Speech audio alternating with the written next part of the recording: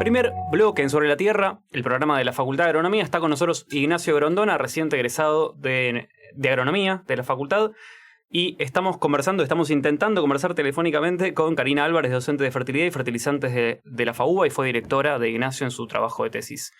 Ignacio y Karina se van a referir al uso como abono orgánico del estiércol de feedlot, compostado, de sus efectos y su residualidad. Hola Ignacio, bienvenido, gracias por estar en Sobre la Tierra. Buenas noches, muchísimas gracias Santiago y Pablo por la invitación. Bueno, para arrancar, ¿querés contarnos, Ignacio, qué importancia tienen los feedlot, qué desafíos enfrentan hoy en día? Para arrancar, si quieren les cuento un poco de lo que viene siendo mi experiencia en los últimos años. Estoy trabajando en una empresa, la verdad que muy grande, muy interesante, donde estoy aprendiendo un montón. Gana Green, así que les mando un saludo a los chicos que por ahí me están escuchando del campo. En Casbas, donde tenemos el campo, nosotros usamos los corrales de encierre para pasar el bache invernal, sobre todo. Nosotros nos enfocamos principalmente en lo que es la recría de hembras y tenemos que llegar a entorarlas a los 18 meses. Entonces el invierno es duro, poco pasto, y tenemos que mantener relativamente constantes las ganancias para lograr los pesos de entore. Entonces son una gran herramienta para nosotros para poder llegar a ese objetivo. Y nosotros personalmente vemos esos inconvenientes que tienen todos los feedloteros de lo que es luchar contra el barro. Un elemento que te quita ganancias de peso, que estresa a los animales, te complica el manejo. Por la dificultad que tienen ellos de hacer pie, ¿no es cierto? Por todo, sí, se entierran y luchan para llegar a poder comer bien, y eso te complica un montón.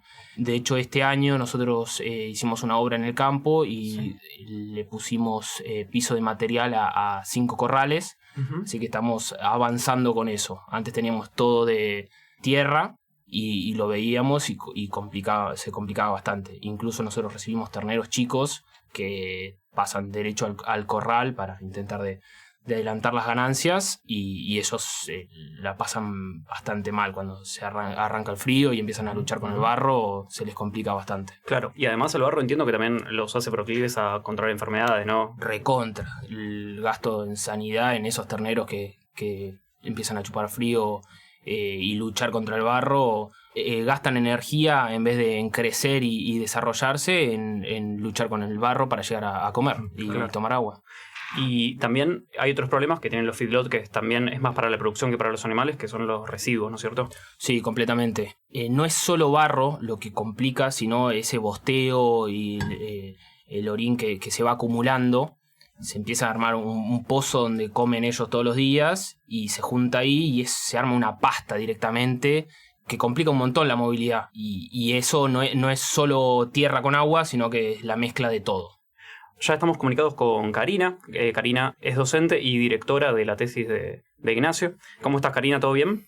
¿Qué tal? Muy bien, acá estoy. Ahí estoy por el campo. Bueno, me alegro. Trabajando, viendo cómo distintos manejos impactan sobre el suelo. Gracias por estar en el programa. ¿Querés, por favor, contarnos un poco más acerca del abono orgánico? Ignacio nos estuvo contando algo, no sé si lo escuchaste. Sí.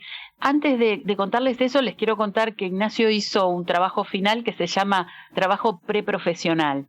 Y es muy interesante porque él recién relataba todos los problemas que hay asociados a las distintas producciones, ¿no? Porque todo tiene oportunidades y desafíos, y lo que es interesante es que este trabajo final está basado en preguntas que se hacía el productor de cómo manejar estos residuos orgánicos, que dejen de ser residuos y que puedan ser valorizados, ¿no?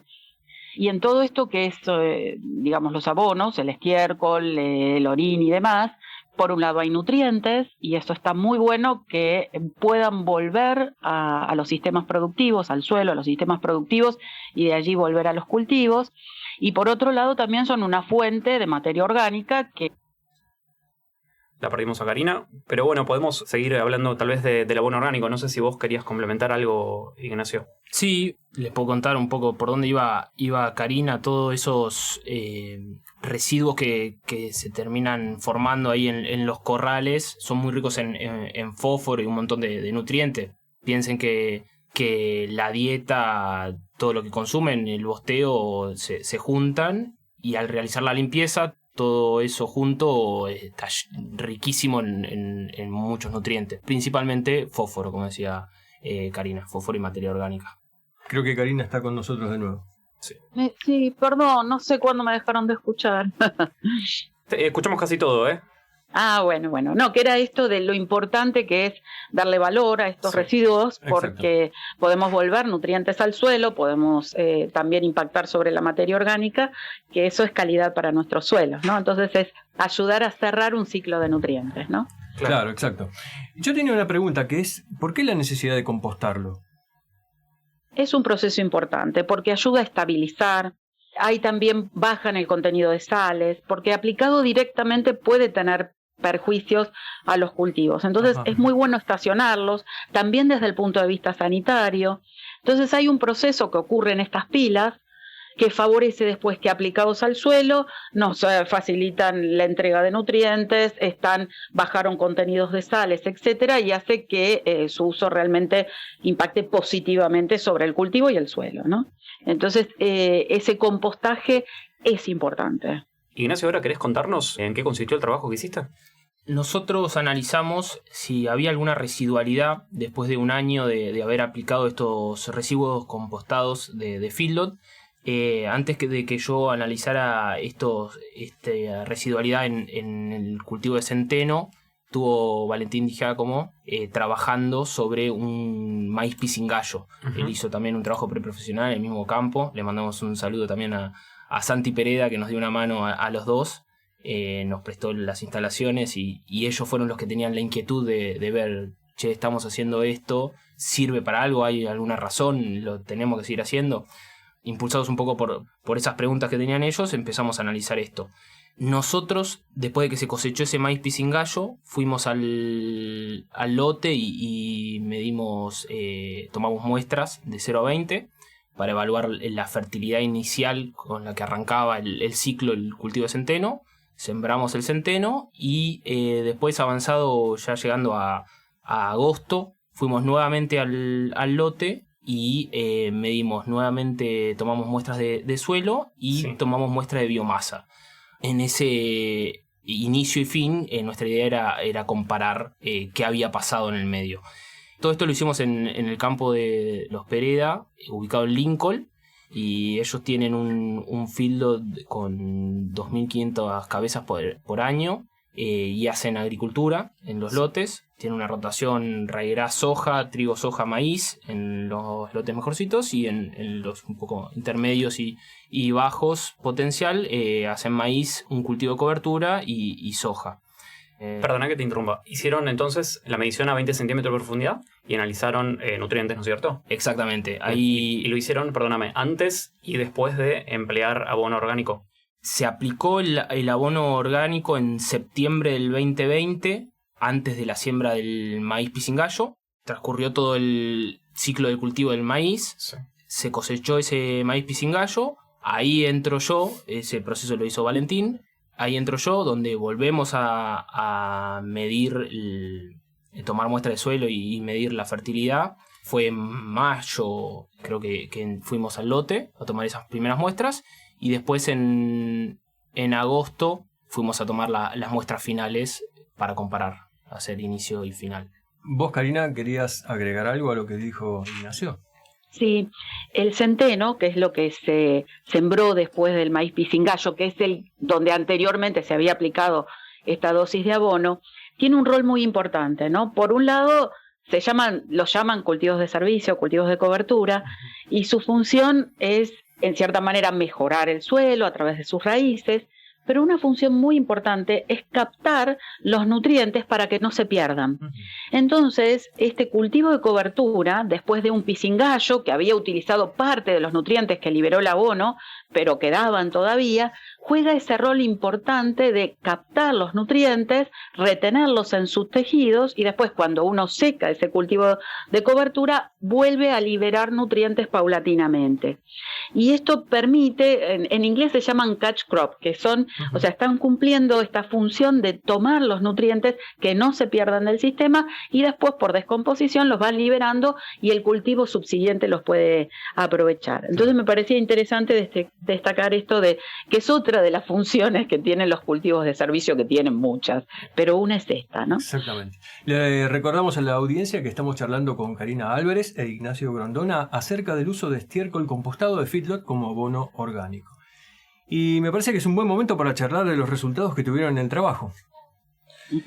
Cuando tomamos las muestras iniciales, encontramos un lote que estaba bien provisto de fósforo principalmente. Sí. Fue un año bastante seco, ese 2020 y 2021. Tuvimos pocas precipitaciones, así que por eso no tuvimos un buen rendimiento en el maíz pisingallo. Ese lote, ese maíz no hizo un buen uso de todos los nutrientes disponibles, por eso encontramos un lote, hablando de nutrientes, bastante bien provisto. De todas formas, a la siembra del centeno se fertilizó, y al final del cultivo, cuando volvimos al lote y volvimos a medir, a tomar las muestras de suelo, encontramos de todas formas valores más altos de fósforo. Terminamos encontrando en los tratamiento testigo 17 partes por millón de fósforo, el tratamiento de 10 toneladas de estiércol 29 partes por millón, y en el tratamiento de 20 toneladas de estiércol 31 partes por millón, cuando habíamos partido de valores de entre 14 y 20 partes por millón. O sea, hubo un aumento importante, interesante. Sí. Y es muy interesante porque ahí uno puede ver que, por ejemplo, con esos valores, el lote no necesita recibir fertilización fosforada para el cultivo siguiente, por Buenísimo. lo menos para los cultivos de grano. Entonces ahí encontramos este valor que tiene poder devolver estos abonos orgánicos al sistema, ¿no? Seguro, aparte Esto, con todo el costo de la fertilización fosforada es importante. Exacto, es el nutriente más caro. Ahora, otra cosa es, uno agregó más que fósforo, ¿no? Agregó nitrógeno, azufre y muchos otros elementos, ¿no? A veces uno hace hincapié en los elementos que son los que son deficientes en nuestros suelos, ¿no? Que es el nitrógeno, el fósforo, el azufre, pero tengamos en cuenta que uno devolvió otros nutrientes también, ¿no? Karina, ¿por qué crees que vieron solamente incrementos en fósforo y no en estos nutrientes que mencionás? No, es que no los evaluamos, nos centramos en fósforo, porque era el nutriente, por esto, ¿no? Porque porque los abonos orgánicos están enriquecidos en relación a las plantas y demás en el fósforo, o sea, uno sabe que impacta más que nada en eso, y otro es que apuntamos a un elemento limitante y aparte con alto valor, por eso partimos por ahí, ¿no? Fue la lupa por ahí. Y a veces uno realmente limita la cantidad. Eso también es muy difícil en un muestreo de suelo químico evaluar muchos nutrientes. Uno va por los nutrientes principales o conocidos por su respuesta, ¿no? Porque tiene su valor la determinación. ¿A qué conclusiones arribaron después de este trabajo? Un poco profundizó Karina recién acerca de la importancia del fósforo para los cultivos subsiguientes. Yo creo que la principal implicancia que tenemos acá es darle un valor a ese trabajo que muchas veces solo es contabilizado como costo, esa limpieza en los corrales, encontrarle una devolución a través de la agricultura que te lo pueda dar en una aplicación menos, una fertilización menos en fósforo. Eso es un retorno que por ahí antes el productor no lo tenía en cuenta. Y es una valorización a ese residuo que antes no tenía en cuenta. Estaba terminando ese residuo probablemente en otros lados y ahora lo estás aplicando para un mejor rendimiento de cultivo. Exacto. Sí, porque piensen que acumulado en un sector o en un lado, lo que estamos generando es contaminación. O sea, también se está evitando esto, ¿no? Claro. Se está evitando tener un efecto negativo, convirtiéndolo en un efecto sumamente positivo. Y hay efectos que tiene el abono orgánico que no son a corto plazo. Entonces, a veces porque somos impacientes, entonces el fósforo en este caso nos muestra o puede calmar nuestra impaciencia, pero piensen que todo este aporte de materia orgánica y otros nutrientes a la larga van apareciendo en el sistema a lo largo del tiempo, ¿no? Sí, incluso me imagino que esto de mejorar el suelo, agregarle materia orgánica, también tiene que ver con esto de la fijación de carbono y... Sí, incluso... Sí, perdón. No, yo quiero remarcar, O sea, estos resultados los estamos viendo un año después de haber aplicado el estiércol. O sea, por ese mismo lote, antes hubo un cultivo como el maíz pisingallo, que bueno, no tuvo los mejores resultados, pero estuvo produciendo y extrayendo. Y después recién tuvimos el cultivo de centeno y vemos que hay diferencial en los muestreos un año después de haber aplicado el estiércol. O sea, hay que darle tiempo y dejar que la naturaleza y los microorganismos que también estamos agregando ahí con ese estiércol actúen. ¿Cuál es el volumen que compostan? Debe ser una pila increíble, ¿no? Sí, es mucho. Imagínate que repartimos, hicimos 3 repeticiones de cada uno de los tratamientos y en el tratamiento en el que más repartíamos 20 toneladas por hectárea. Pero se generan muchos residuos en el feedlot. Bueno, pero estos serán 2.500 animales. 2.500 animales por año, claro. Sí. Bien, se nos está acabando el tiempo, por no decir que se nos acabó el tiempo de la entrevista, pero no queríamos dejar de preguntarles cómo seguía esta línea de investigación, si seguía. Y sobre todo si era aplicable o creen que es aplicable para otros cultivos, ¿no? Porque acá trabajaron maíz. Sí, nosotros en la cátedra no estamos continuando esta línea porque tuvo que ver con esto, con un acompañamiento a una pregunta que los propios estudiantes trajeron y la posibilidad de investigar. Pero, a ver, es fundamental, los resultados son extrapolables, o sea, esto de que tiene valor y que uno lo puede evaluar en el rendimiento, en poder evitar alguna fertilización, etcétera, es notable en el aporte de carbono. El carbono tiene mucho que ver con la calidad edáfica y ahora también con el tema ambiental de poder secuestrar carbono carbono que está en el suelo y no en la atmósfera como CO2. Entonces, realmente no hay dudas, ¿no? Y lo que está bueno es muchas veces valorar y cuantificar estos impactos para que en el sistema comiencen a adquirirse esta práctica de reutilización, ¿no? De recirculación. Y uno de los problemas tal vez que tienen estos abonos que son voluminosos es esto que tienen un costo de transporte hasta el lote, dispersión, etcétera, que bueno, con el tiempo esto se va a ir acomodando seguramente y podremos ser más eficientes, ¿no? Bien. Me gustaría resaltar el hecho de la realización de un trabajo preprofesional. Me imagino que habrá tenido un impacto importante en tu arranque como ingeniero. Sí, completamente.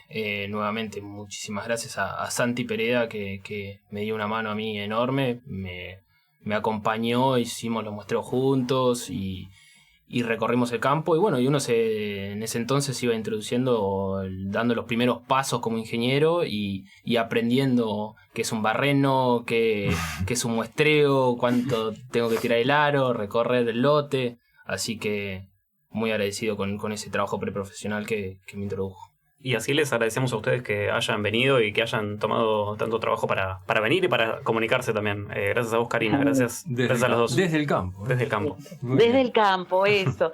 Desde un lugar muy lindo. Estoy en Coronel Pringles. Eso te iba a preguntar. Coronel Pringles, qué lindo. Coronel Pringles, sí.